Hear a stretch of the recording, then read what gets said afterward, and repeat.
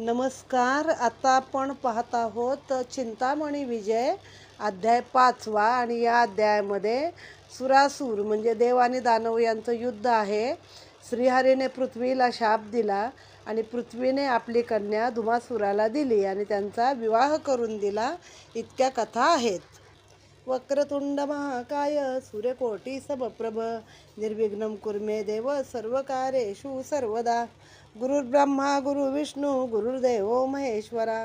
गुरु साक्षात परब्रह्म तस्मै श्री गुरुवे नमः. कृष्णाय वासुदेवाय हरये परमात्मने प्रणतक्लेशनाशाय गोविंदाय नमो नमः. श्री गणेशाय नमः. श्री गजाननाय नमः. मयुरेश्वरा विघ्नहरा मूषकवाहना विश्वेश्वरा. शूर्पकर्णा लंबोदरा विद्यासागरा एकदंता. भवहरणा भालचंद्रा बुद्धिमंता सच्चिदानंदा. दयासागरा आनंदकंदा त्रिनयना श्री गणेशा. विधिजावरा विनायका लाभलक्षाची या जनका. अनंत ब्रह्मांडे प्रतिपालका निर्गुण स्वरूपा मोरया. अकुवाहना रक्तवर्णा कर्माध्यक्षा महोत्कटा गजानना. दीन उद्धरणा हे रंबा. अखंड नाम वाचे वदतो निरसन होय सकळ चिंता. बुद्धीची ही होय स्थिरता चंचलत्व हरोणी मनाचे. धुंडीदासे हे जाणून चित्ती नामी रतला श्री गणपती. त्याने तुष्टोनिया सिद्धिपती वदवी तसे स्वलीला. धुंडी विनवी श्रोतिया प्रती गणेश कथा ही गोमती. कथेशी जडता सद्वृत्ती भगवत स्वरूपा दाखवी. मागील अध्यायी शूळपाणी दानवासी वदावया समरणांगणी. क्रोधे चापट रत्कारुणी युद्धास जेव्हा प्रवर्तला. नारद आनंदे वाजवी टाळी युद्ध माझे हातो फळी. रण विलोकी नमी नेत्रकमळी देवदानवाय काळी. विधिहारी आणि खटवांग पाणी समरी भिडती झोट धरणी. संवारिली बहुदैत्यवाहिनी वीरभद्रे आवशे. रावणाधिक वीर थोर थोर त्याही पाचारुणी कमलावर. दिव्य शर सोडून अतिसत्वर जर्जर केला विधीसह. समरी पातले बहुदानव घाबरी केला रणी माधव. हे लक्ष्मी उमाधव क्रोधायमान जाहला. त्वरे चढवून या शरासन अमित प्रेरले हे दिव्य. रावणाने हे लक्षून शिवासन्मुख पातला. रणी माजली हातोफळी हाका देती महाबळी. देवचमू संवारली अहंकार झाला ते धवा. तेव्हा शूळ टाकी उमापती हरिणे चक्र घेऊन हाती. झोकिले से त्वरित गती दानवावरी सक्रोधे. ब्रह्मास्त्रासी विधी टाकीत वीरभद्र होऊन या तप्त. दिव्य सहायक सोडी अमित दानव सन्मुख होऊनी. झाला तेव्हा रणी आकांत दानव सेनेचा झाला अंत. समरत्यागोनी वीर समस्त पळती दश दिशा लक्षोनी. रावणाधिक वीर भले समरणांगणी घाबरले. तेव्हा शिवे हाक देऊनी बळे सायक दिव्य सोडले. त्रयांचे युद्ध लक्षिता डोळा धूमकेतू तेव्हा क्रोधावला. समरभूमीसी लोटला सायक दिव्य वर्षत. नाना शस्त्रे दिव्यवाणी घाबरा केला चक्रपाणी. तेव्हा शिवे सर्व टाकोनी चाप छेदले करीचे. तेने दानव क्रोधावला वर्षोनी दिव्य सायकाला. जर्जर केले सुरपाळा समरणांगणी ते काळी.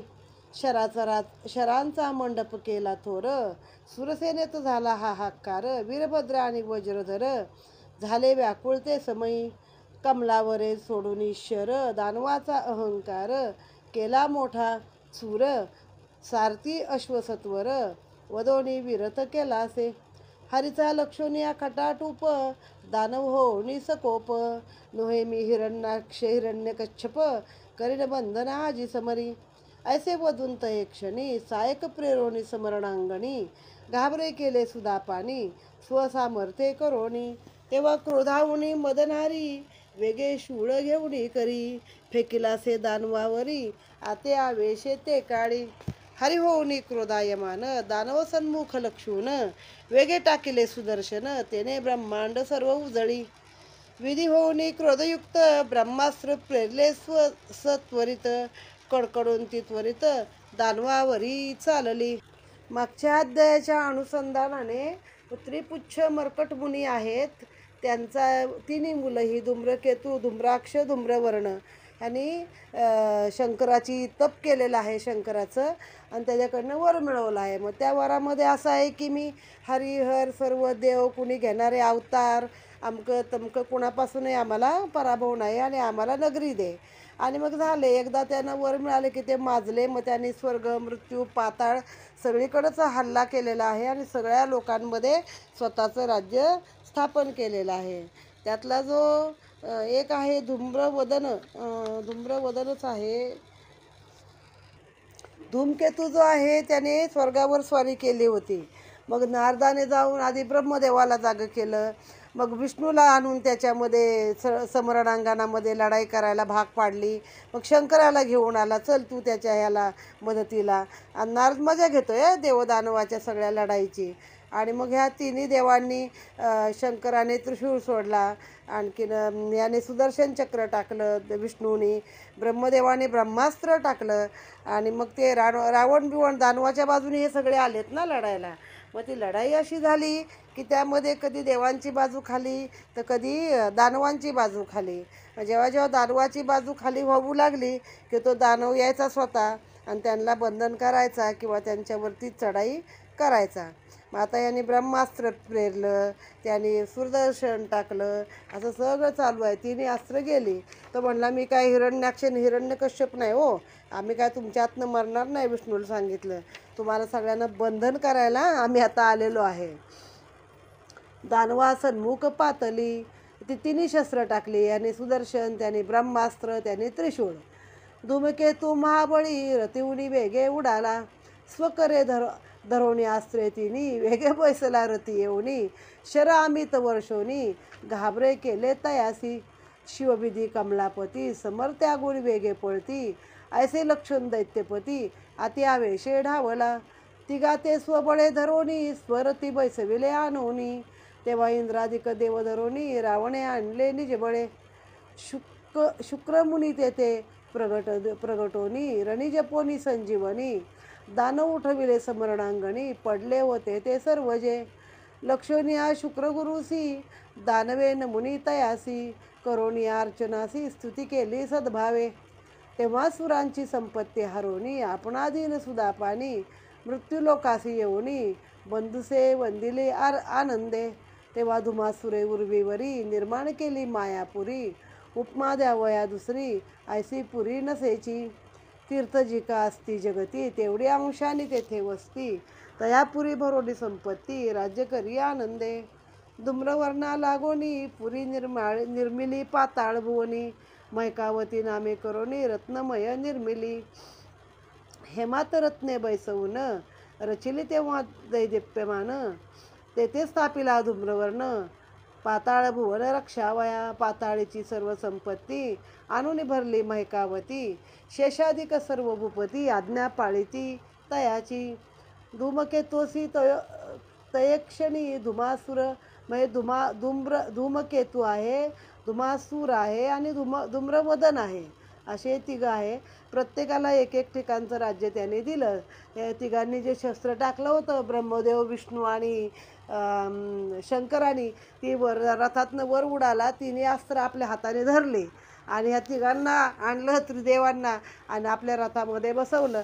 मग तिकडे रावणाने पण सगळे बाकीचे देव धरले आणि मग रावण हे आले, तिथं शुक्र आला. शुक्राचार्य म्हणजे देवांचा राक्षसांचा गुरु ना. मग त्यानं संजीवनी मंत्र जप केला आणि पडलेले सगळे राक्षस उठवले. मग त्याची स्तुती केली त्या दानवाने. मग सगळी देवांची स्वर्गातली संपत्ती खाली आणली, धुमासुराने पृथ्वीवरती आणली. मायापुरी नावाची एक नगरी निर्माण केली की दुसरी अशी नगरीच नाही. पृथ्वीवरची सगळं तीर्थ तिथं आणली त्यानं, काही अंशाने देऊन सगळी तीर्थ वसू लागली. पुरी संपत्ती भरली आणि ते धूम्रवर्णाला दिलं. धूमकेतूनं स्वतःसाठी ठेवलं. धूम्रवर्णासाठी पाताळ नगरीमध्ये मैकावती नावाची एक नगरीच तयार केली, जिथं शेषापासून सगळे त्याची आज्ञा मानत असे. आणि मग तिसऱ्याला धुमासुराला काय सांगितलं, धूमकेतोसी तये क्षणी धुमासूर वदे आनंदाने. तुवा जावनी स्वर्गभुवनी राज्य करे मम आज्ञेमय. धुमासुराला सांगितलं तू स्वर्गात जाऊन, धूमकेतूला सांगितलं तू स्वर्गी जाऊन राज्य कर. धूम्रवर्णाला पाताळाचं राज्य दिलं आणि धुमासूर स्वतः पृथ्वीवरती राज्य करू लागला. तेव्हा धुमासुरासी नमोनी वेगे पातला स्वर्गभुवनी. नंदनवनी येऊनी राहिला असे ते काळी. हेर तेव्हा जाऊन देवेंद्रासी करती नमन. सांगते झाले वर्तमान दानवासे पातला. विधी विष्णू उमापती तयासी पाचारी दैत्यपती. सर्व येऊनी अमरावती दानवासे भेटले. तेव्हा देवासी मध्ये दैत्यपती. मनामरे निर्मोनी एक जगती. द्यावी आता ती मजप्रती. मन्नामरे म्हणजे काय? माझ्या नावाने ती जी आहे ती नगरी आता माझ्या नावाने द्यावी. मन्नामे. निर्मो ही एक जगती. द्यावी आता ती मजप्रती. स्वर्गभुनी राहावया. तेव्हा धूमकेतू नामे जगती. विधी निर्मोनी त्वरित गती. देवनीती दानवाप्रती. देव गेले स्वस्थान. धूमकेतू तेथे हर्षला मनी. स्वनामांकित धाम लक्षोनी. न्यून्य नसे तया स्थानी अतिउत्तम स्थान असे. धामते अति लखलकीत भ्रमता तेज मागे पडत. धूमकेतू बसून तेत राज्य करी देवात. धुमासूर वाढला समान हे स्वमनी जाणून धूम्रवर्ण. धूमकेतूस नित्य येऊन नमोने आज्ञा पाळतसे. तेव्हा भुने स्वकन्या हे उन्मेळा. माया धुमासुरासी अर्पिली ते वेळा. ते ऐकता सूतवचनाला शौनक प्रास्थितच ते कळी. कन्या केवी झाली धरेसी हे नवल वाटे बहुमानसी. तरी सविस्तर सांगून तच्चरितासी सत्कथा मागील सांगे आता. मग काय झालं, 3 भावांनी 3 ठिकाणचं राज्य घेतलेलं आहे. मग तो देवाच्या नगरीत आला धूमकेतू आणि म्हणाला की मला माझ्या नावाने एक नगरी स्थापन करा आणि माझ्या आज्ञेत तुम्ही इथं राहा. मग लगेच त्याच्या नावाची एक धूमकेतू नावाची नगरी तयार केली विधीनं. तिथं सगळी सुख त्याला. तो राहिलाय तिथं आणि तो देवांवरती राज्य करतोय. मग हे दोघं काय विचार करायचे? धूम्रवर्ण खाली पाताळामध्ये, धूमकेतू स्वर्गामध्ये आणि धुमासूर पृथ्वीवरती, की हे आपल्या वडिला समान आहे म्हणून नेहमी जायचं पृथ्वीवरती आणि त्याला नमन करायचं. मग आता धरित्रीनं काय केलं, तिची उन्मिळा नावाची एक मुलगी आहे धरित्रीची, तर ती तिनं धुमासुराला दिलेली आहे. मग आता मध्येच या सुतांना विचारलं शौनकाने की ही आता काय कथा आहे बाबा, पृथ्वीला मुलगी कशी झाली, ती कथा काय आहे ती आम्हाला सविस्तर सांगावी. मुनीचे वाक्य ऐकता कानी सुत सांगे आनंदानी. कथारस हा 60वा श्रवणी. भवतारिणी कथा ही पूर्वी शक्रासी असुर भिडतारणी. सुरासी त्रासिले दानवानी. देवेंद्रे स्तविता चक्रपाणी. सुरसाह्यासी प्रगटला. क्रोधे सुदर्शन घेवोनी. वेगे टाकले दानवावरी. दानवे चक्र लक्षता सत्वरी. धरे माझी गुप्त होती. चक्र निघोनी गेल्यावरी. दानव प्रगटोनी बाहेरी. सुरासी भिडती घोर समरी. जर्जर करती सायके. हरिणे ते कृत्य लक्षता सत्वरी. क्रोधे शापिली तेव्हा धरणी. वारांगणा तू होनी. विचरशील भूतळी. दानवासी सहाय्य करून उदरी घेसी तया लागून. करसी सुरांचा अपमान तरी दुःख भोगाखंड. बुने ऐकता शापवाणी. प्रगटोन लागली हरिचरणी. जोडून या द्वयपणी. स्तुती करी ते काळी. जय जयाजी जनार्दना. भक्तवत्सला भवभयहरणा. दयासागरा मनमोहना. दानव मर्दना जगदीशा. शेषशयना गदाधरा. खगवाहना कमलावरा. जाणून या भक्तांतरा. तारसी शीघ्र धावोनी. तरी माझा अन्याय यात नसता. मृतशापिलेसी मजा अनंता. दानव दडपोनी मज तत्वता. बलात्कारे शिरती उदरात. अदृश्य मंत्र तेजोरासी. शुक्रे तिथला दानवासी. त्या योगेचे ऋषिकेशी. अदृश्य होती मम देही. दानव शिरता उदरात. दुःख होतसे मजला भोवत. त्याचे न करता निरसन सत्य. वृथा शापिलेसी मज लागी. धरेची सप्रेम ऐकता वाणी. संतुष्ट होऊनी चक्रपाणी.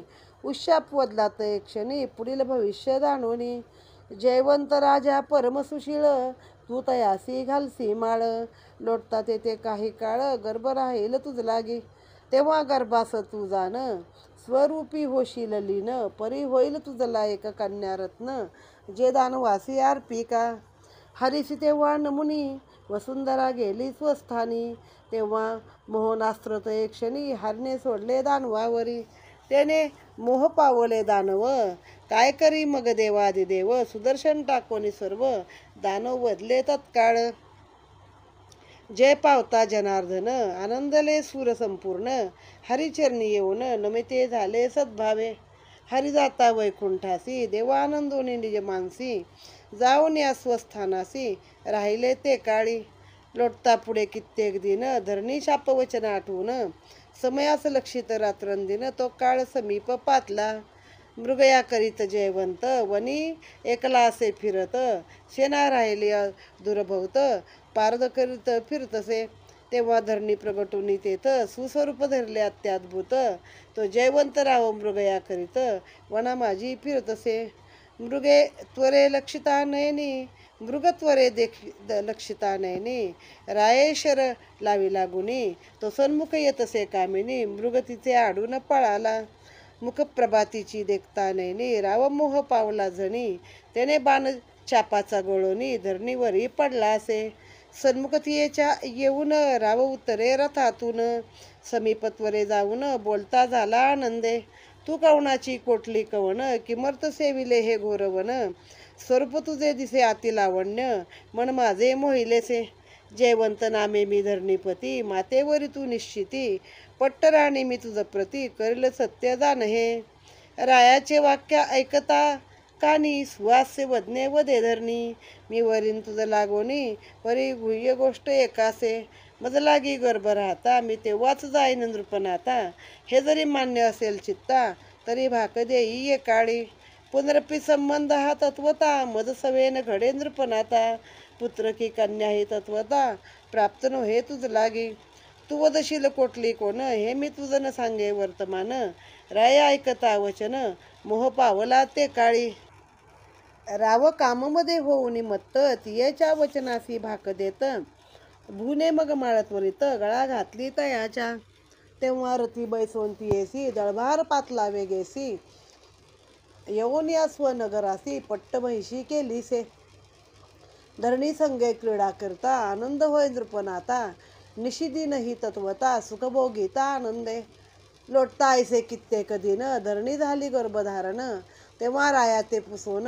गुप्त झाली असे ते काळी, राये हे देखता नयनी. उद्विग्न झाला बहुमनी, गोड न लागे अन्न पाणी. निद्रा न ये दिन रजनी, धरेस तेव्हा गर्भ राहिला. प्रसूत झाली तेच वेळा, स्वनाम ठेवून तिजला. पालन तिजे करतसे, गर्भत्याग करता धरणी. सुस्वरूप पावली तेच क्षणी, हरीच्या कृपे करुणी. शापमुक्त झाली असे, उन्मिळा कन्याजव थोर होता. धरणीने दिधली दैत्यनाथा, स्वरूप तियेचे अवलोकिता. धुमासूर आनंदला, धरेने धरून कन्यादान. सुस्वरूपी झालेली न, पुढे मयासूर येऊन. धुमासुरासी भेटला. आता एक कथा काय सांगितली याच्यामध्ये, एकदा देवदानवाचं युद्ध सुरू होतं. मग काय व्हायचं, दानव जेव्हा स्वर्गावर आक्रमण करायचे, मग देव त्यांना जिंकायचे. आता देव मारायला बाहेर पडले की दानव कायचे, पृथ्वीमध्ये येऊन गुप्त व्हायचे. मग आता हे विष्णूला सांगितलं. मग विष्णू आला आपलं चक्र घेऊन तिथं, आणि त्या धरेला शाप दिला धरणीला, की तू त्याला कशी काय सहाय्य झालीस दानवाला, तुला लाज कशी वाटत नाही. तर तुला मी आता शाप देतो की तू वारांगणा होशील. आता ही वारांगणा कशी, आता तर बरेच राजे झाले, प्रत्येक जण राजाच समजतं स्वतःला आपल्या एरियामधला. पण तेव्हा पण असे अनेक राजे होते की जे राजा म्हणजे धरणीचा पती करती. हे पूर्वीचं एक हे होतं, जे मोरोपंत वगैरे ज्यांनी आर्या रचल्या त्यामध्ये होतं. पती अनंत करते पतिव्रता, पुनरपी वरते पतीच्या सुता.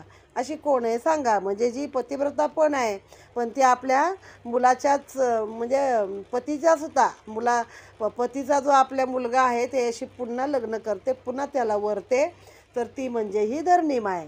मग तिला शाप दिला की तू वारांगणा होशील आणि अनेक भोगतील तुला. मग ती म्हणली तू काही विचार नाही केला आणि मला शाप दिलास तू. विष्णूला म्हणाली, अरे ते माझ्यावर जबरदस्ती करून माझ्या उदरात शिरतात, उलट ते उदरात शिरताना मला त्रास होतो. मग त्यांना म्हणे तसा मंत्र दिला आहे शुक्राचार्यांनी, तर तू त्याचा तर बंदोबस्त राहायला बाजूला, पण तू म्हणे मलाच उलटा शाप दिला.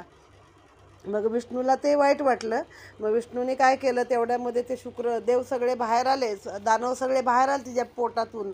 आणि मग त्यांनी ते सुदर्शन सोडलं आणि सगळ्यांचा संहार त्याने तिथं केलेला आहे. मग ती म्हणली, मला उशाप दे तू, आता मला विनाकारण शाप दिलास तू. मग तिला सांगितलं की बघ, या धरेवर एक जयवंत नावाचा खूप चांगला असा पुण्यशील राजा आहे, त्याच्याशी तू लग्न कर आणि त्याच्यापासून तुला जी मुलगी होईल ती तू दानवांना दे. मग पृथ्वी योग्य काळ बघत होती त्यातनं मुक्त होण्यासाठी शापातून. मग एकदा हा राजा असतो, हा जनामध्ये मृगयेला आला जंगलामध्ये आणि वनामध्ये आला. आणि मग ते नेहमीप्रमाणे सगळे बाजूला राहिले, सैन्य मागं राहिलं, एखाद्या हरणाच्या मागं लागून तो पुढं पुढं आला. आणि मग तो आता हरणावर बाण धरणार, तर ती एक सुंदर अशी युवती पुढं झाली आणि हरीण पळाला. मग राजा तिला बघून मोहितच झाला आणि म्हणे, कोण आहे, कुठली आहे, या घोर अरण्यात का आलीस, सगळं विचारलं तिला. आणि तेव्हा जे राजे महाराजे असं बलात्काराने हरण करू शकत होते, आणून टाकू शकत होते, जे पुढं यवनांनी केलं, कुणाची सुंदर स्त्री दिसली की उचल आणि आपल्या जनानखान्यात नेऊन सोड, तसं आपले हिंदू राजे करत नव्हते. ते सरळ सरळ ती अशी लग्न करायचे रीतसर. तर म्हणे, मी तुला पट्टराणी करेल माझी, तर तू माझ्याशी लग्न कर. मग ती म्हणते, मी कोण, कुठली हे मी तुला सांगणार नाही, ते तुम्हाला विचारायचं नाही, आणि मी तुझ्याबरोबर राहीन, पण एकदा का मला गर्भ झाला की पुन्हा संबंध माझ्याशी नाही, मग मी तुझ्यापासून निघून जाणार आणि काय मुलगा मुलगी जे पण होईल ते पण मी तुला देणार नाही. मग आता त्या रायाने काय केलं, एवढा मोहात पडला होता, हे सगळ्यांचं झालं आहे. जेव्हा शंतनू आहे, गंगेनं जे हे केलं होतं, माझी मुलं सगळी मी काय करेल तर तू विचारायचंच नाही मला, असं अनेक ठिकाणी आपल्या राजांचा अशा मोहामध्ये पडून बायकांनी अप्सरांनी वाट लावलेली आहे. तर मग तसं तो हो म्हणाला सगळ्या गोष्टीला, तू म्हणशील ते मला मान्य, पण तू माझ्याबरोबर ती लग्न कर. मग झालं, तिनं त्याच्या गळ्यामध्ये माळ घातली, तो आपल्या नगरीला घेऊन आला, मोठा सोहळा केला आणि तिला पट्टमहिषी म्हणजे पट्टराणी केलेली आहे. मग असा काही काळ गेला, राजाला पण ती खूप आवडत होती, दोघांची चांगली रतिक्रीडा चालू होती आणि ती गरोदर राहिले. मग ते राजाला विचारून रीतसर निघून गेले, मी आता गरोदर राहिले, मी चाललेली आहे. तर राजा तर बिचारा उद्विग्न झाला होता मनामध्ये, पण करणार काय. मग ती दरिद्री आहे ना, मग ती काय जागची हल्लेली आहे का, नाही, पण तिचाच एक अंश बाहेर पडून त्या स्त्रीच्या रूपात होता. मग तिला लगेच तो गर्भधरेवर पडला, ती मुलगी झाली, ती पाळली, मोठी झाली. आणि मग ह्या धुमासुराला धरणीनं आपली मुलगी दिलेली आहे, तिचं नाव आहे उर्मिळा. आता ह्याला कोण आला पुढे, मयासूर भेटायला आला. प्रार्थोनिया धुमासुरासी सप्रेम वदे तयासी, मान्य करी मम वचनासी, हे तो धरोनी पातलो. विश्वकर्मा मी दानवात, करोनी दाविन अघटित मात, तरी माझा एक मनोरथ तो पूर्ण करी ते काळी. कन्या माते असती तीन, त्रय समान त्या रूपवान, उपमा द्यावया लागून देवांगना त्या तुळती. तरी मी हे तू मने करोन तव साधनी पातलो जान, तुझी हा द्वय बंधू लागून अर्पण करण्यात ते काळी. तरी पदरी घेई मज निश्चिती, ऐसे ऐकता दैत्यपती, आनंदोनिया परमचित्ती, मयासुरासी बोलत. आपणा समीप बैसवून, म्हणे तुझी या वचना दिदला मान, परिजय वडील आहेत दोन, त्या आम्ही स्वीकारल्या, त्या आणून या स्थळा, करी येते लग्न सोहळा. मयासुरे ऐकोनी बोला, आनंदलासे त्या काळी. तिथीचा निश्चय करूनी मयासूर येऊन निजवदनी, लग्नसिद्धता करूनी आप्तसोयरे आणविले. अपार घेऊनी धनसंपत्ती, दासदासी अगणित हस्ती, रती बैसोनी सर्वाप्रती, अति आनंदे निघाला. सेना चालली दुर्धर, दुदुंबी नादे कोंदले अंबर, पुढे जाऊनी हेर सांगती धुमासुरासी. प्रार्थोनी आला जाणोनी मयासूर, हर्षोनी स्वमनी धुमासूर, सामोरा निघाला सत्वर, स्ववैभवासी ते काळी. मयासुरासी भेटोन, प्रेमे करुणी तयासी नमन, सन्मानाने घेऊन नगरा माझी येतसे. सुरम्य सदन जानवशाशी, देवने गौरविले तयासी, परी जागा न पुरे वराडासी, आश्चर्य करी धुमासूर. हे मयासुरे जाणून गगनचुंबित निर्मिले शतखनी सदन, ते धुमासुरे नयनी लक्षून, म्हणे विश्वकर्मा हा दानवात. आनंदे करोनी वर पूजन, वांग निश्चयाचे कर्म करून, वर आणावया लागून, मूळ धाडलेसे ते काळी.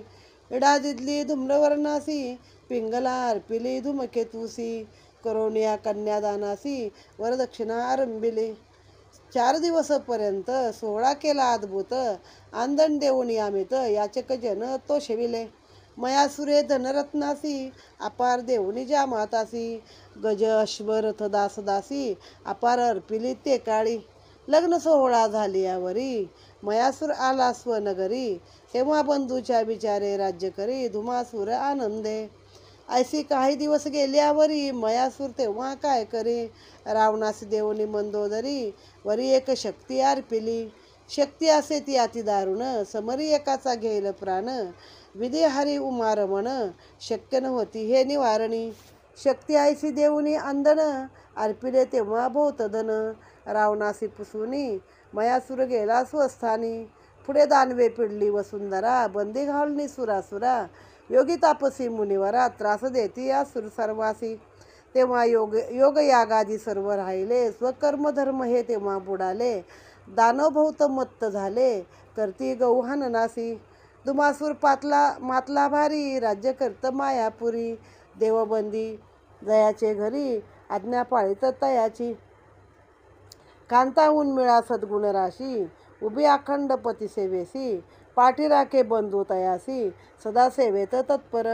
ऐसे राज्य करता वैभवेसी कधी दुःख चिंता नसे तयासी. आनंदित सदा मानसी सुरगणद्वारी तिष्ठती. उन्मिळा साध्वी पतिव्रता पतीच भावी सर्व देवता. सेवे लागी तत्परता उभी सन्मुख राहुनी. हिने हेतू कल्पने अंतरी महालक्ष्मीची सेवा करी. अर्चन करत शुक्रवारी नित्यनेमाने सायंकाळी. गंध अक्षदा सुमनहार हरिद्रा कुंकुम केशर. षड्रसाने अतिमधुर अर्पित से भक्तीने. ब्राह्मणादी दंपत्ये बहुत भोजन अर्पणी दक्षिणा देत. तांबूल वस्त्रे तयासी अर्पित नमन करी आनंदे.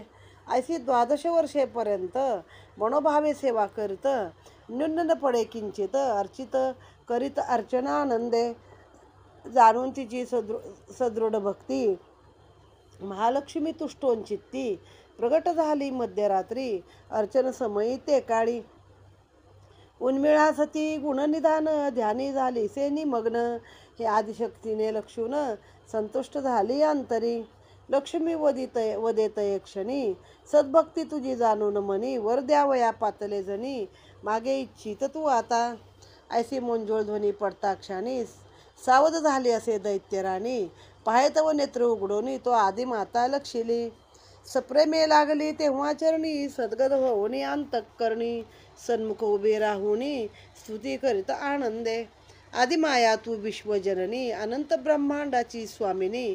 स्वरूप तुझे न लक्षवे नयनी शक्ती तू आदिमाता. सकलाची ही तू आद्यमूर्ती वेदश्रुती हेची वर्णिती. निगमागमते सदा गाती परी अंतन लागे स्वरूपाचा.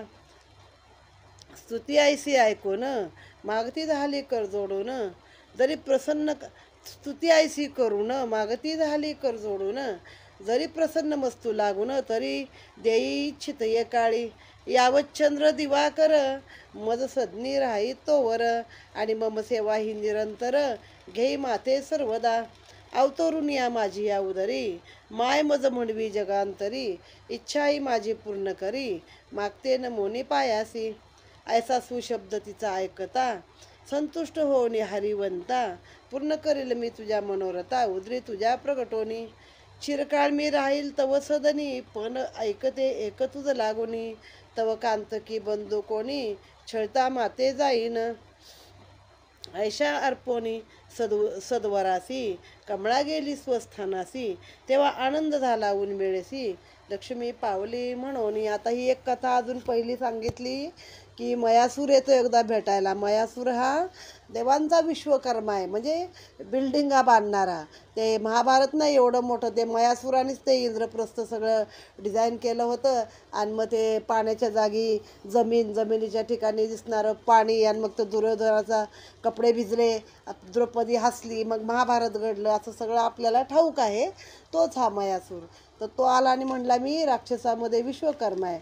मला 3 मुली आहेत तर तिन्ही सुंदर आहेत रूपवान आहेत. तर तुझ्या 2 भावांना द्यायला मी आलो आहे तर माझ्या मुली तू करून घे. मग हा धुमासूर काय म्हणला वडील 2 मुली आहेत मोठ्या 2 त्या मी स्वीकारल्या आहेत. माझ्या भावांना मी त्या करून घेतो. आता ह्याला तर पृथ्वीनं दिली होती आपली उर्मिळा नावाची मुलगी. मग झालं, वराड वगैरे घेऊन आले सन्मानाने, ते मोठं असं वराडी सगळे आले आणि भावांना एकाला पाताळातून बोलवला, एकाला स्वर्गातून बोलवला. पण काय झालं, दानवशाला जागा पुरणा. मग आता हा विश्वकर्माच होता. मग बघा, आत्ताच नाही तर त्या काळामध्ये पण 100-100 माळ्याच्या मोठ्या मोठ्या बिल्डिंगा होत्या. त्याने गगनचुंबित इमारती शतखडी म्हणजे 100 खणाच्या, म्हणजे 100 मजल्याच्या धरूया, किंवा एका वेळी 100 हे होतील, फ्लॉट होतील, एवढ्या त्या निर्माण केल्या आणि त्यामध्ये त्या सगळ्यांना जानवसा दिला. मग आता ह्या इडा आणि पिंगला ह्या खरं तर आपल्या नाडी आहेत शरीरातल्या. डावा श्वास आणि उजवा श्वास आहे, त्याला योगाभ्यासामध्ये इडा आणि पिंगला म्हणलं जातं. आणि तिसरी सुषुम्ना आहे, ती आपली अंतर्गत नाडी असते, इडा, पिंगला आणि सुषुम्ना. तर मग आता ही इडा दिली धूम्रवर्णाला, पिंगला दिली धूमकेतूला. अशा 2 भावांना 2 दिल्या. आणि या पृथ्वीवरचा धुमासूर, त्याला मुळात उर्मिळा नावाची पृथ्वीनं आपली मुलगी दिलेली होते. मग लग्न कार्य झालं, आपल्या आपल्या बायका घेऊन ते आपल्या जागी गेल्या, मयासूर आपल्या जागी गेला. मग आता ह्याची जी बायको आहे उर्मिळा, ती काय करायची, लक्ष्मीचं व्रत करायची. कुणाची, धुमासुराची, म्हणजे पृथ्वीवरच्या याची, राक्षसाची. आणि मग ती काय करायची, दर शुक्रवारी तिची पूजन अर्चन करायची, आरती करायची, आपण जे काय करतो, गंधाक्षदा फुलं बिलं सगळं करून करायची. आणि तिला मग हे ब्राह्मण दाम्पत्य, म्हणजे राक्षस असून ते उठसूट काय ब्राह्मणांना धरत खात मारत नाही. पण हे माजले होते 3 भाऊ, ते गाय ब्राह्मणांना त्रास द्यायचे, गाय मारायचे, गो हनन करायचे शब्द गेलाय. मग त्या काळापासून गाय ब्राह्मणांच्या मागं सगळे लागत आणि ते गरीब बिचारे असं गायीसारखेच धरलेले आहे. आणि गो हनन ते राक्षस करत जे आता मुसलमान करतात. तर मग ती असं दाम्पत्य पूजायची, त्यांना कपडे दक्षिणा काय सगळं द्यायची. मग अशी 12 वर्षे तिने तपश्चर्या केल्यानंतर महालक्ष्मी प्रसन्न झाली आणि एका रात्री तिला दर्शन दिलं. ही तर आपल्या ध्यानमग्न होती. मग लक्ष्मी म्हणली, वर माग बाई, तुला काय पाहिजे. असा मंजूळ आवाज ऐकल्यावर तिने डोळे उघडले, लक्ष्मीची स्तुती केली, स्तवन केलं आणि म्हणाली की, ती लक्ष्मी म्हणाली, मी प्रसन्न आहे, माग आता काय मागतेस ते. ती म्हणाली, जर तू खरंच माझ्यावर प्रसन्न असशील तर तू यावत चंद्र दिवा करा, म्हणजे जोपर्यंत सूर्यचंद्र आहेत तोपर्यंत माझ्या घरी तू राहशील आणि माझ्या उदरी जन्म घे, मला तुझी आई होऊ दे. ती लक्ष्मी म्हणाली, मी राहीन, पण जर तुझ्या नवऱ्याने किंवा त्याच्या भावाने कोणी मला त्रास दिला तर मात्र मी इथून निघून जाईल, असा वर दिला. आणि कमळा आपल्या स्थानाला महालक्ष्मी गेली. ऐसा अर्पोनी सद्वरासी, कमळा गेली स्वस्थानासी. तेव्हा आनंद झाला उर्मिळेसी, लक्ष्मी पावली म्हणोनी. तो इडेसी झाले द्वयनंदन, आही मही नामे करुण. पितृव्याराम कीर्तिवान, धीर उदार पराक्रमी. बलाढ्य जाणोनी आसूत, धुमासूर झाला हर्षभरित. म्हणे सुपुत्र जन्मले कीर्तिवंत, यशवंत जे सर्वदा. धुमासूर आनंदानी बैसला असता सभास्थानी, तेव्हा आई मई येऊनी नमन करिले. आता त्या इडेला 2 मुलगे झाले, त्यांची नावं आई आणि मही आहेत. हेच वाहिरावण महिरावण पुढे असतील. मग धुमासुराला हर्ष झाला, इथं चुकीचा शब्द आला, इडेला नाही झाले, हे हिलाच झाले, उर्मिळेलाच झाले. मग धुमासुराला आनंद झाला की चला बाबा, 2 मुलं आपल्याला चांगली कीर्तिवंत अशी जन्मलेले आहेत. खरं आहिरावण महिरावण हे पाताळामधले होते. आता इथं आहीमहीचा उल्लेख आला आहे, तेच आहीमही आहेत. आणि एकदा राजा बसला असताना ते दोघं जवळ येऊन बसले आणि आपल्या पित्याला नमन केलं. धुमासूर आनंदला पाचारून या हृदय, द्वयबंधूला सांगे रस ते वेळा, सर्वासमीप बैसोनी. माझ्या मनी उद्भवली असं, अष्टप्रधान असावे आपणास. तेव्हा धूम्रवर्ण धूम्रकेतूस आनंद चित्ती झाला. दोघे त्वरे उठून बंधुसी आनंदे करून नमन. वदती राया अष्टप्रधान कवण, स्वमनासी योजिले. ऐकून या सप्रेम वचन, धुमासूर झाला आनंद घन. म्हणे अष्टप्रधान कवण कवण, नामे अनुक्रमे सांगतो. मुख्य प्रधान दशानन, बळीवंत माझे द्वयनंदन. विद्रुम विपुल 5वा दान, संती नीतिवान 7वा. 8वा योद्धा बुद्धिमान, ऐसे बलसार हे अतिमान. करावया राज्य रक्षण, असावे हे मसी वाटती. वदता ऐसे धुमासूर, सर्वासी हर्ष झाला थोर. तेव्हा धूमकेतू जोडोनी कर, वदता झाला ते काळी. आत्ताची मूर्त असे यासी, पाहणे नको तिथी योगासी. उल्हास होता मानसी वेळ उत्तम हीच असे. जे वेळी मनासी होय उल्हास तोची मूर्त सर्व कार्यास. तेव्हा सभाजन समजतास आनंद थोर झाला. बंधूची श्रवणी ऐकता वाणी धुमासूर हर्षोनी मनी. अष्टजनासी बाहोनी आपणा जवळी बैसवीत. अमूल्य आणोनिया वस्त्रासी स्वहस्ते अर्पणे अष्टासी. मान देऊनी तयासी अलंकार भूषणे दिदली. पृथुक पृथुक दिव्यरथ अष्टासी आसने दिदली सभेत. युवराजाचा अधिकार समस्त रावणासी दिदलासे. आई महिस केले सेनापती विद्रुम विपुल आणि सनती. देवरक्षणासी निश्चिती तया लागी देशरक्षणासी निश्चिती तया लागी नेमिले. नीतिवान आणि बुद्धिमान यांनी करावे प्रजारक्षण. ऐसे हे अष्टप्रधान राज्यरक्षणार्थ नेमिले. माझ्या द्वय बंधूची सेवा करोनी मान द्यावा तयाच्या वचनी. ऐसे धुमासूर वदता सभास्थानी हर्ष झाला सकळासी. धुमासूर ऐसा बळी राज्य करी भूमंडळी. सुरनृपादी सकळी आज्ञा पाळी तयाची. मत्त होता धुमासूर लीला विग्रही लंबोदर. होऊन हरीचा कुमर वध केला त्रयाचा. ऐसा ध्वनितार्थ वदता सूत मुनिसुतासी प्रश्न करीत. कैशा रीती हरीचा सूत एकदंत झालासे. तव मुखाने आम्ही निश्चित पुराणे ऐकली समस्त. परिया समनसे सच्चरित आल्हाद होतसे श्रवणासी. तरी समूळ ही कथा सांगून तृप्त करी आमचे श्रवण. तव मुखीचे ऐकता वचन आल्हाद मनी होतसे. मुनीचे वाक्य ऐकता कानी सुत हर्षोनिया मनी. म्हणे तुम्ही श्रोते ज्ञानी बहुभाग्ये मज मिळाला ती. गणेश सत्कथा ही अत्याद्भुत चिंतले सर्व पूर्वी हेत. तरी कथेस देऊन या चित्त कर्णरंध्री साठवा. मग आता काय केलं ते इडा आणि पिंगला ह्या दोन दिल्या आहेत बरोबर. दोन भावांना दोन दिल्या आणि त्या इडेच्या पोटी ऐरावण भैरावण आले. म्हणजे जो खाली पाताळातला भाऊ होता आई आणि मही हे दोन त्यांच्या पोटी आले आहेत. पाताळातला भाऊ हा पृथ्वीवरती धुमासूर वरती स्वर्गात धूमकेतू आणि खाली धूम्रवर्ण आहे. तर त्या धूम्रसूर्णाची ही इडा दिली होती ना त्याला. मग तिला दोन मुलगे झाले त्यांचे नावं आहिमई. हे पुढं पाताळाचे राजे झालेले आहेत. आणि मग आहिमई एकदा आले सभेमध्ये आपल्या चुलत्याला नमन केलं बसले होते आणि ते पण आले दोन्ही भाऊ.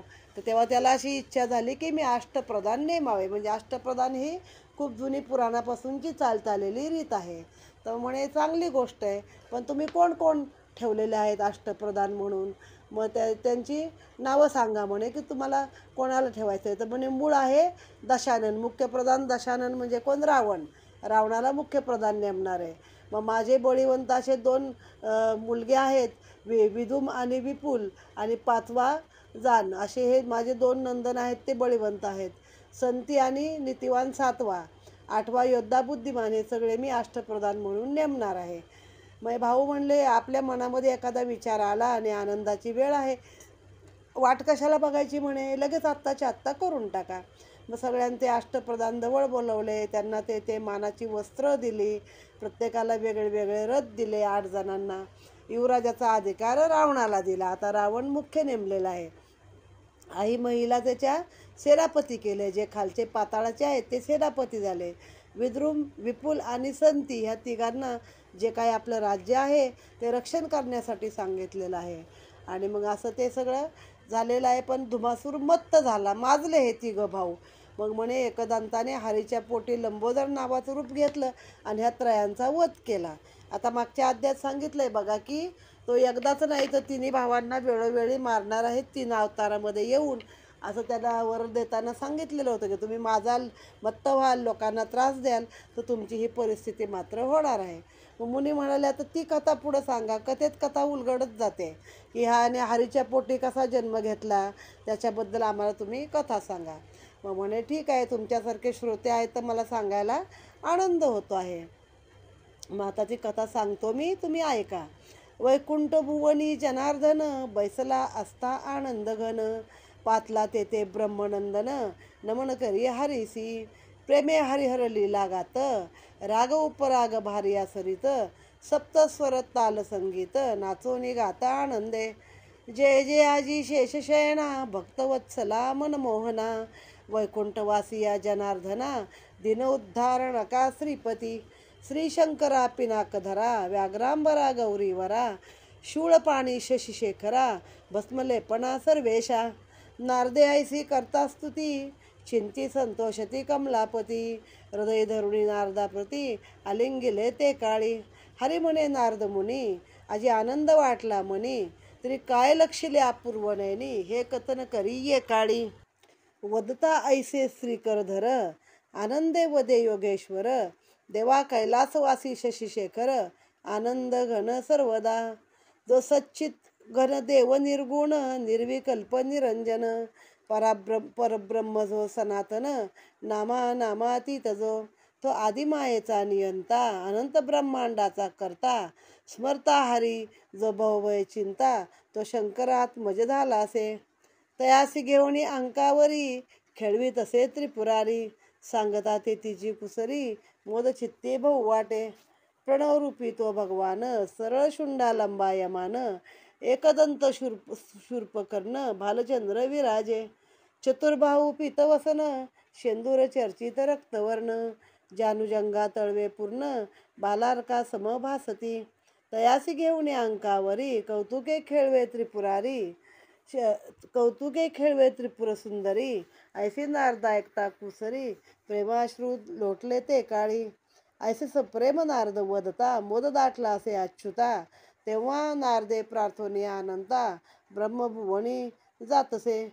कमलोद्भव सुत गेल्यावरी कैलासी जावया निघाला हरी. आर्डोनिया सुपर्णावरी आनंदे जातसे ते काळी. मेरू पर्वत महागिरी तयावरी जी ब्रह्मांडे सारी. कैलास वैकुंठ ब्रह्मपुरी देवलोक सर्वई. सुतमुखीची ऐकता वाणी मुनी प्रार्थित क्षणी. पर्वत विस्तार सर्व कतोनी तृप्त करी श्रवणासे. आता ही कथेत कथा उलगडतच जातात सगळ्यांनी आपल्याला वेगवेगळी माहिती मिळते. तर एकदा नारद मुनी गेले कुठे याला गेले वैकुंठामध्ये गेले आणि हरीची आपल्या मनापासून स्तुती केलेली आहे त्याची. योगेश्वर जय जय कमलेचा पती वगैरे वगैरे सांगून आणि शंकराची पण केली. श्री शंकरा पिनाकधरा व्याघ्रांबरा गौरीधरा. म्हणजे हाती पिनाक म्हणजे त्याचं पिनाक नावाचं धनुष्य आहे शंकरांचं. आणि व्याघ्रांबर आहे म्हणजे वाघाचं कातडं बसायला वापरतात. मग विष्णू म्हणाले नारद तुमचं तिन्ही क्षेत्रामध्ये येणं जाणं आहे तर तुम्ही विशेष काय वेगळं पाहिलं का ते मला सांगा. मग नारद म्हणले कैलासावर गेलो होतो तर तो दयाघन जो आहे शंकर बसलेला आदिमायेचा नियंता ब्रह्मांडाचा करता. तर तो म्हणे आपल्या अंकावरती एका बाळाला घेऊन खेळवत आहे आपल्या मुलाला. मग तिथे सांगू लागला की तो कसा आहे. प्रणवरूपी आहे. सरळ अशी सोंड आहे. मोठे मोठे सुपासारखे कान आहेत. एक दात आहे. डोक्यावरती अर्धा चंद्र आहे. श्रीबाहू पीतवसन आहे. सिंदूर चर्चित आहे. ही माता म्हणे पार्वती माता पण त्याला त्रिपुर सुंदरी मांडीवरती घेऊन खेळवत असते. असं सगळं वर्णन जाऊन सांगितलं. नारद आपल्या ठिकाणाला गेले. आता विष्णूला पण खूप आनंद झाला होता. तर विष्णू म्हणे चला आता आपण त्यांना भेटायला जाऊया. मग आपल्या गरुडावरती बसले आणि निघाले होते. सुपर्ण म्हणजे गरुड. गरुडावर बसून निघाले होते. तर म्हणे हे जो मेरू पर्वत आहे जो आपला मोठा असा महागिरी म्हणजे स्वर्ग मृत्यू पाताळ सगळं बघा आपल्या कवेतच आहे. धर्तीवरच आहे सगळं. तर त्याच्यामध्ये म्हणे ही सगळी ब्रह्मांड आहेत. आणखीन कैलास वैकुंठ आहे. ब्रह्माची पुरी आहे. देवाचा लोक आहे. मग ते सूत म्हणाले मध्ये की आता हे पर्वताचं वर्णन करा. त्याचा विस्तार सांगा कसं काय आहे ते आणि आमच्या श्रवणाला तृप्त करा. तेव्हा मुनी ते वदे सूत पर्वत विस्तारात त्याद्भुत. तरी संक्षेपे करतो समस्त कथितो समस्त श्रवण करा आनंदे. मेरू पर्वत हा महागिरी तयावरी ही ब्रह्मांडे सारी. ऐसी ह्या पर्वताची थोरी सविस्तर सांगतो. कनकाचा हा मेरू थोर त्रैलोक्याहुनी उंची फार. ह्या मेरूचा विस्तार श्रेष्ठ असे सर्वात. 72 असती तयासी दरी 9 टेकड्या तयावरी. ते नवग्रहाचे स्थान निर्धारी तेज समान सारखे. मेरू असे हा त्रिकोणी भूदेवीचा कुमार ज्ञानी. तेजाने त्या पुढे उन्हातरणी गणना केली श्रीव्यासे. 12 अर्बुदे नवखंडे पूर्ण असे 700 योजन. एक गिरी हा महान विस्तार याचा अद्भुत. मेरूची चतुर्लक्ष असे उंची, 16 सहस्त्र गुंतला भूमधी, सर्व पर्वताचा हा आदी, न लक्षवे लक्षिता. दक्षिण भागी मेरूवर प्रसिद्ध असे अमरपूर, 9 सहस्त्र गावे शिखर, तेथे देवेंद्र वसतसे. अशा या मेरूसी प्रदक्षिणा, करता रविचंद्र तारांगणा, नक्षत्रे सप्तऋषी जाना, भ्रमण करती या भोवती. मेरूची या माथ्यावरी 3 शिखरे उंच भारी, गणना शिखरांची निर्धारी, श्रवण करी आनंदे. पूर्वेस जे असे शिखर, सहस्त्र योजने उंच थोर, तयाची या माथ्यावर ब्रह्मपुरी असेती. तेथे वसोनी कमलोद्भव, सृष्टी रचना करी सर्व, स्थान ऐसे श्रेष्ठ अपूर्व, शोभायमानस तेज. पश्चिम भागीचे द्वितीय शिखर, तेथे 7 शते गावे उंच थोर, तया शिखरी श्रीकरधर वास करी निरंतर.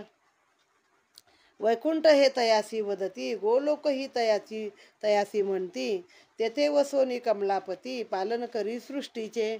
मेरू पर्वत महागिरी, तयाची हा उंच शिखरी, कैलासपद हे निर्धारी, गणना केली विधीने. 29 गावे पर्वतावर, दिव्य असे ते शिखर, तयापासून यावर मार्ग असे स्वानंदाचा. मेरूचे शिखर असे ते धवल, त्यावरी असे कपालमाल, सन्मुख नंदी शुभ्र विशाळ, तेज फाकले चौकडे. शिखरावरी मंडप शतयोजन, तेजस्वी असे श्वेतवर्ण, शुभ्र पताका शोभायमान, मंडपावरी विराजती. मध्यभागी सिंहासन, स्फटिकमय शोभायमान, तयावरी विरजे पंचवदन, सुरगणासह वेष्टीत. शिवाची या वामांकावरी विराजमान दिसे ती गौरी, गणेश घेऊन या अंकावरी बसली असे आनंदे. ऐसा पर्वत विस्तार ऐकोनी, मुनीस आनंद झाला मनी, सुतासी वदती तये क्षणी, पूर्वकथानक सांगावे. गणेश कथा ही परमपवित्र, श्रवणी लुब्धले अखंड चित्त, स्वानंद हृदयी उद्भवत, तरी मुखे श्रवण करावया. मुनिमुखीची ऐकता वचनोक्ती, सुतासी आल्हाद टिकला चित्ती, म्हणे गणेश कथेची अद्भुत शक्ती, मुनीस करतसे प्रसन्न. सत्कथा ही परमसुरस, पुढील अध्यायी मुनीसी सांगेल सुत, तरी एकाग्र करोनी चित्त, श्रवण रंध्री साठवा. चिंतामणी विजय ग्रंथ सुरस, गणेश भागवतातील सारांश, श्रवणे देतसे सुखास, चित्त जडता कथेसी. धुंडी मंदमती अज्ञान, गणेश सत्कथा ही गहन, वद्भितसे गजानन, अंतर्बाह्य वसोनी. विद्यासार तू जगन्निवासा, स्वलीला वदिसी अतिसुरस, अखिल दुर्ताचा होय नाश, श्रवण मात्रे करोनी. इति श्री चिंतामणी विजय ग्रंथ, श्री गणेश पुराणादि गणेश भागवत, यातील सारांश परिसोत पंचमाध्याय गोडहा. श्री चिंतामणी विजय ग्रंथ पंचमाध्याय समाप्त. आता यामध्ये काय केलं, जो मेरू पर्वत आहे, आपल्या पृथ्वीवर मेरू आणि मांधार असे 2 मोठे पर्वत, मेरू मांधार, मग त्याचं हे सांगितलेलं आहे की त्याच्यावरती काय काय आहे, त्याचा विस्तार किती आहे. मग त्याच्या एका टोकाला ब्रह्मदेवाचं ठिकाण आहे, दुसरं मोठी 3 शिखरं आहेत. पश्चिम भागेचं शिखर आहे, तिथं कोण राहतो, तर तिथं विष्णू राहतो. पूर्वेचं शिखर आहे, तिथे ब्रह्मदेव राहतो. त्याच्याही वरती 3रं शिखर आहे, त्याच्यावरती कैलास आहे, तिथं शंकर राहतात. आणि असं सगळं कसं कसं किती योजन उंची आहे, किती गावं त्याच्यावर आहे, किती टोकं आहे, असं सगळं वर्णन करून त्या ठिकाणी आता हे शंकर बसलेत आसनावर, शेजारी पार्वती बसली आहे आणि ती आपल्या या गजाननाला खेळवत आहे. मग ते ऋषी म्हणाले मध्येच, शौनक ऋषी, की बाबा ह्याची कथा काय ती आम्हाला पुढची सांगा, गणेश उत्पत्तीची कथा ऐकायला आम्हाला आवडेल. मग ते म्हणले पुढच्या अध्यायात ही कथा मी सांगतो. आणि इथे हा अध्याय समाप्त झालेला आहे. गणपती बाप्पा मोरया.